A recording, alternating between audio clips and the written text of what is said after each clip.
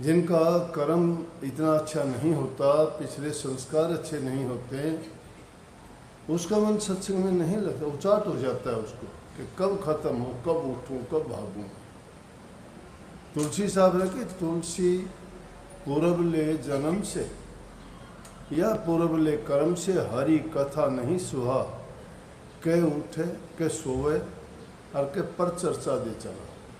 वो आदमी तीन काम तो करेगा ही करेगा, या तो वो क्या करेगा, उठ के ही चल देगा, या उसको नींद आनी शुरू हो जाएगी, उबासी तोड़नी शुरू कर देगा, या कोई दूसरी आहिस्ता से किसी को कहेगा ये बात देखना वो क्या करता है, मतलब सत्संग की तरफ उसका ध्यान नहीं होगा। ये उसके पिछले जन्म के संस्कार, उसके कर्मों का फल है। इसलिए ख्याल रखना चाहिए कि सत्संग सुनते वक्त हमारा चित्त भंग ना हो, एकाग्रचित होके सत्संग सुनना अगर प्रारंभ कर दोगे तो नाम भक्ति या ध्यान की अवस्था में जाते वक्त आपको इतना लाभ मिलेगा उस चीज़ का कि थोड़े से प्रयास से ही आपकी समाधि लग जाएगी,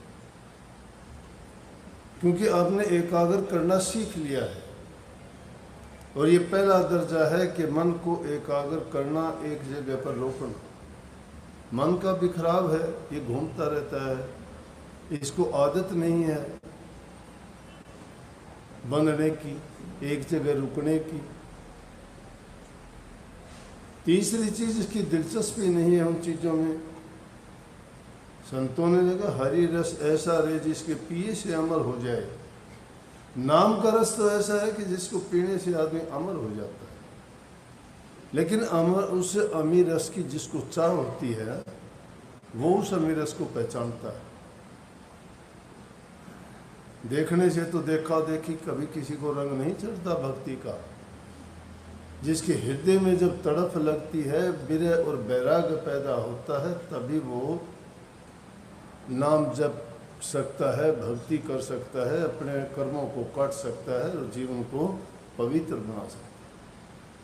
स्वामी जी महाराज ने कही कि दरस करे वचन को नहीं सुने, और वचन को गौर से सुने, एकाग्र चित्त होके सुने, तो मन लगा के सुने। सुने सुने नहीं, उसको वचन को नहीं सुने, सुन सुन के गुणे। यह नहीं कि जो मैंने बात बता दी, सुन दिया, एक कान से सुनी दूसरे से निकाल दी, कल को याद ही नहीं क्या कहा था, क्या सुना था, क्या सत्संग में बताया गया था, क्या लाभ मिला। हाँ, एक जगह कहते हैं चल चल आए सतगुरु आगे, दरस न पकड़े वचन न लागे, क्या फल पाया सत्संगत आए, जन्म गंवाया वक्त गंवाए। कि भाई चल चल के तो आगे, कितनी दूर से आए, किराया भाड़ा दे के आए, आपकी मेहनत लगी, कोई पैदल चल के आया, कितनी तैयारी करी कि सत्संग में जाना है, मैं ये काम कर लूँ, वो कर लूँ। कहते कि चल चल आए, चल के आए सत्संग के लिए। कोई स्कूल का काम छोड़ के आया, कोई अब खेती का काम, कोई दुकान का काम, कोई व्यवसाय का काम छोड़ के आए। इससे लाभ लेना था, इसीलिए ना सत्संग में बहुत लाभ मिलते हैं। इसलिए कही कि चल चल आए सतगुरु आगे, सतगुरु के आगे तो आगे, लेकिन दर्श न पकड़ा वचन न लागे। ना तो दर्शन किया हमने, देखने मात्र से दर्शन नहीं हो जाता। तो ना तो हमने दर्श किया, ना वचन लागे। वचन लगने का मतलब उन वचनों को हमने गौर से सुना ही नहीं, अपनाए नहीं। तो कहते हैं कि उस सत्संग में जाने से आपको क्या फ़ायदा हुआ? आपने तो जन्म खो दिया, समय गंवाया, बेकार गंवाया, मेहनत आपकी बेकार चली गई। लेकिन दूसरी जगह जो कही ना कि दरस करे वचन को नहीं सुनो, सुन सुन के गुण है। उन वचनों को सुन के गुण है। संतों की वचन में ताकत होती है। संत जो वचन करते हैं उसको आजमा के देखा करो, जीवन में लागू करके देखो। कहीं है संत वचन पलटे नहीं, पलट जाए ब्रह्मांड रवि का तेज घटे नहीं। चाहे जुड़ आए घमंड। संत वचन पलटा नहीं है, हर काल में सत्य होता है, नहीं पलटता वो मिथ्या वचन नहीं कहते। मिथ्या वचन वो लोग कहते हैं जिनका स्वार्थ होता है, जिनका लालच होता है, जिनका कोई पक्ष होता है। संत निर्लेप निष्पक्ष होते हैं, वो दयावान होते हैं, वो सर्वजन हिताय सर्वजन सुखाय की बात करते हैं, जिसमें सबका हित हो, सबका सुख हो। इसलिए उनके वचन को ये ऐसे ना सोचो कि उन्होंने कह दिया, वो सत्य होगा वचन, वक्त आएगा तब पता लगेगा।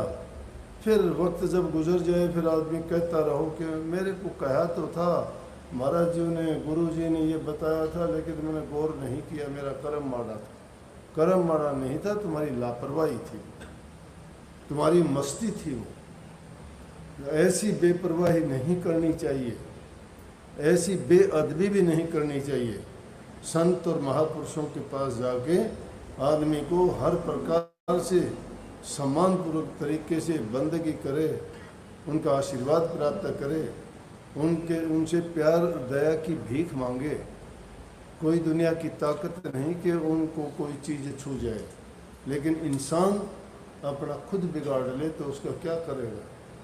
कबीर साहब कहे कि मारी थी लागी नहीं बंक नाड़ में फूक, गुरु बेचारा क्या करे जब चेले में ही चूक। अरे गुरु ने तो सब कुछ किया था, लेकिन चेले में ही चूक हो तो गुरु बेचारा क्या करेगा।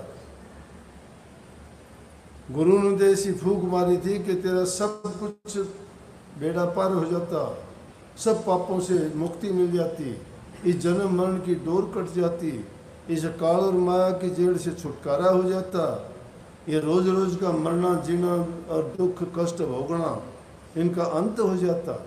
लेकिन हम उस बात को नहीं समझ पाए। इंसान का चोला इसीलिए मिला है, और इस जन्म में अगर हम ऐसा नहीं कर पाए तो फिर ये मौका नहीं मिलने का, दोबारा ऐसा अवसर नहीं आता। तो उन वचनों को ऐसे सुन सुन के गुण ले। कैसे? ये शिक्षा आप पशुओं से ले सकते। गाय भैंस भेड़ बकरी जाती है जंगल में, पूरा दिन घास चरती है, चरती रहती है, चरती रहती है, चरती रहती है, आराम नहीं करती वो। लेकिन जब उनको आराम करने का टाइम मिलता है या शाम को घर आते हैं तो फिर आराम से बैठ के पेट में से जो खाया हुआ भरा हुआ था उसको निकाल निकाल के जुगाड़ी करते हैं। उसको जुगाड़ी करके उसको पूरे को हजम कर लेते हैं, और उसमें सार जो शक्ति ताकत उसमें गुण है वो सारा का सारा उसके शरीर को मिलता है।